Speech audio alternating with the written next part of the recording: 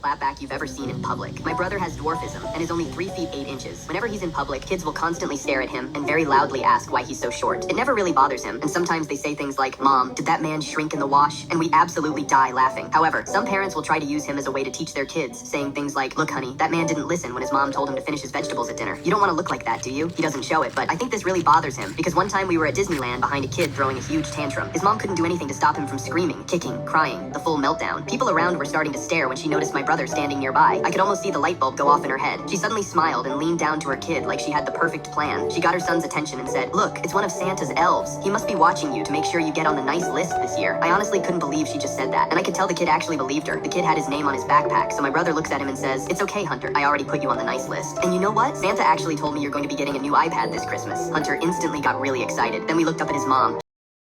Someone stole 10 grand from me and I couldn't be happier. I had no idea what was going on when my card was denied. I was trying to buy another work truck and had to do that awkward walk of shame out of the dealership. Madder than I had ever been, I stomped to my truck and flopped myself down on the leather seats. I let out a growl as I immediately opened my banking app thinking maybe I paid a bill twice or had forgotten a transfer. But the numbers didn't lie. $10,000 gone from my personal account. For a minute, I just stared at the screen, my own heartbeat pounding in my ears. I scrolled through all the transactions, looking carefully for any clue as to why my card had been declined. Then I saw it in bold red print, a $10,000 transfer to a business called Big Holdings. I didn't know what that even was. I had never even heard of it and couldn't even imagine what kind of business it was. Did I fall for a scam at some point? It was after hours, so I couldn't call the bank. The only thing I could do was look into this Big Holdings. I called several business acquaintances, but none of them had ever heard of it. I viewed security footage to see if anyone had entered my office, but that was pointless. I debated back and forth about calling the law, but something told me to wait until I had explored all my options. I followed every rabbit hole on the internet that even mentioned the words big and holdings in the same sentence. Finally, after hours of searching, I eventually found the business license on file that listed the owner's name. I only knew one Brian. I had a long drive to his apartment the next morning. Red-hot anger burned in my gut at the thought of him stealing money from me. I had done everything in my power to keep something like this from happening. The anger quickly turned to worry as I wondered what kind of mess would need $10,000 to fix. Drugs? Gambling? The more I thought about it, the sicker my stomach got, almost making me throw up. My whole body was filled with dread and anxiety, and it only got worse the closer I got to his house. I pulled up to the rundown apartment complex. I had to walk up a flight of stairs that smelled faintly of burnt coffee. Sweat broke out on my forehead and my palms. Acid burned and tried to escape up my throat as I tried to prepare myself for what I was about to see. Taking a deep breath to steady myself, I knocked until he opened the door, blinking like a kid caught sneaking in past curfew. "Dad?" "Morning," I said, stepping past him before he could make an excuse. "You got 10,000 reasons to tell me what's going on." He froze. "You saw that." "I did," I said, "but only after trying to buy a new work truck and having my card denied. Would you like to explain why my money now lives in something called Big Holdings?" He looked guilty for about half a second. Then strangely, he smiled. "Okay, first off, it isn't what it looks like." "Well, it kind of is, but it's not bad. 10 grand disappearing from my account without my permission is bad, son. Really bad." He looked at me with big eyes. "You're gonna be mad for like 5 minutes, but then I think you'll be proud. Try me." He grabbed his laptop, flipped it open, and spun it toward me. "You remember that finance course I took online last year? The one you said was a waste of time?" "I remember. I've been studying markets since then. There was this small clean energy company launching a new product line." I stared at him. "You invested my money?" "I borrowed it," he corrected quickly. "Dad, listen, 3 weeks after I put it in, the stock exploded. I sold before the peak and..." He clicked a few times, opened a banking app, and turned the screen again. "Balance, $41,236.77. I blinked. "You quadrupled it." "Technically a little more than quadrupled," he said, grinning. "I was going to pay you back this week, with interest." I didn't say anything for a while. The part of me that was a father wanted to ground him until he was 40. The part of me that was a businessman couldn't help but respect the guts it took to risk something, especially when it worked. "So," I said slowly, "you committed financial theft and then made one hell of a return." "Yeah," he said, scared but glowing. "You're not pressing..."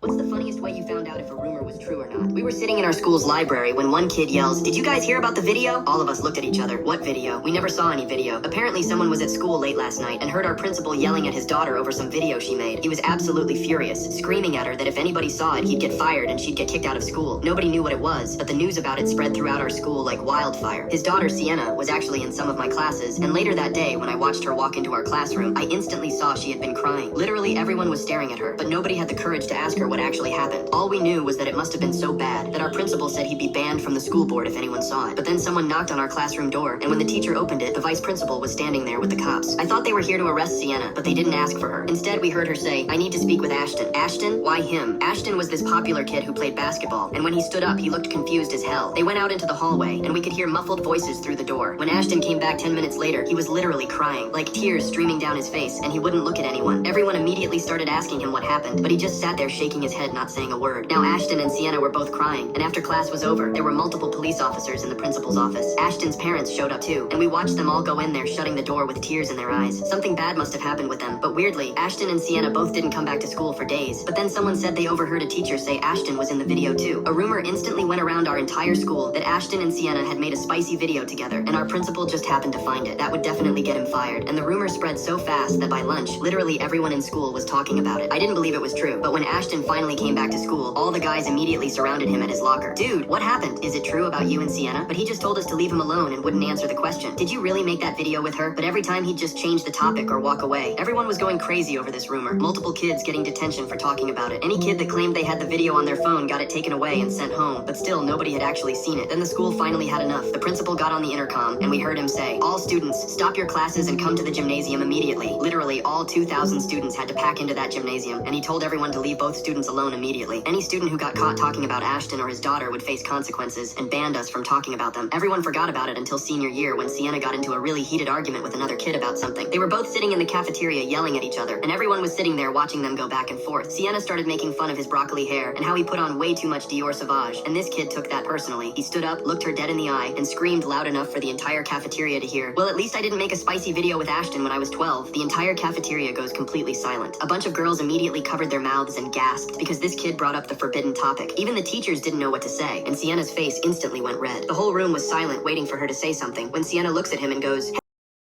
She left me for a man who could pay her $80,000 tuition. I worked 12-hour shifts in construction just to keep her dream alive. And the day I said I couldn't pay any more, she left, without a word. Months later, I got a call. Her voice was shaking, crying. "He hit me, and my mum. Please, we have nowhere to go." I paused. Karma was already at work. Still, I said, "I'll get you a motel room." Nothing more. When I got there, she wasn't alone. Something hit my head. Darkness. I woke up, handcuffed. Her new man counting money, her painting nails like I was nothing. "Sign these papers," she said. "We need your benefits." I stayed calm. Before I came, I told my buddy Carlos, "If I don't text in 5 minutes, call the cops."